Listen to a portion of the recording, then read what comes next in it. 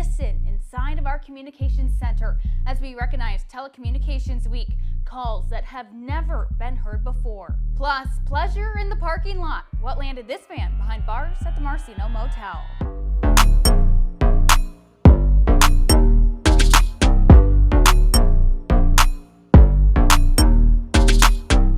Well, thanks for joining us for Live with Lcso. I'm Public Information Officer Julie Martin. This week, deputies responded to a call for service at the Walgreens off Lee Boulevard for a suspicious person. The victim told deputies that this man, Adrian Medeiros, pulled up alongside of her and began touching himself inappropriately. When deputies arrived on scene, they found Medeiros with his hands full and pants around his waist. He was charged with indecent exposure and was taken to the Lcso Motel where his complimentary jumpsuit can't fall down. And these next criminals weren't so smart when it came to what to do with a stolen motorcycle.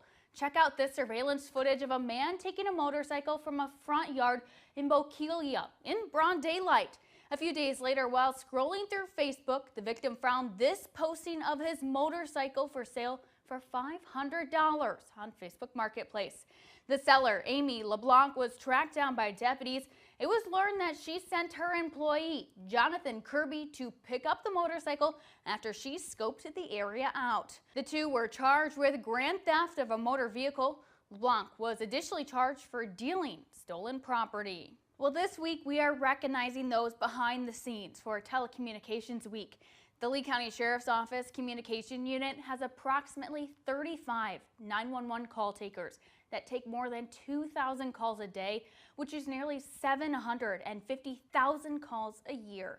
Those calls are then transmitted to responding deputies through our 30 dispatchers who cover 6 districts. Earlier this week, our communications center took a frantic call from a woman who was trapped inside of her home, which had caught fire. Take a listen. 911, what is your emergency? My house is on fire. Okay, what's the address? I see fire and smoke. The call was eventually transferred to Lee Control, who took more information from the caller, but our dispatchers were already sending Lee County deputies to the scene. Here's a listen in on our radio traffic between dispatchers and responding deputies. Complaint is advising that her residence is on fire. Lee Control is interrogating at this time. Sounds working. Do you know if she's still in the residence? 23 is what I'm still attempting. She's just advising that she sees flames and smoke, but I'm going to assume she's going to be outside, but I'll attempt. South 33, Lieutenant. South 23, go ahead, sir. Can I get the ETA from our caller? 10-4-23, just one. We get back to the units on the 25. Lee Control is having the complainant exit the building, but she's now no longer responding.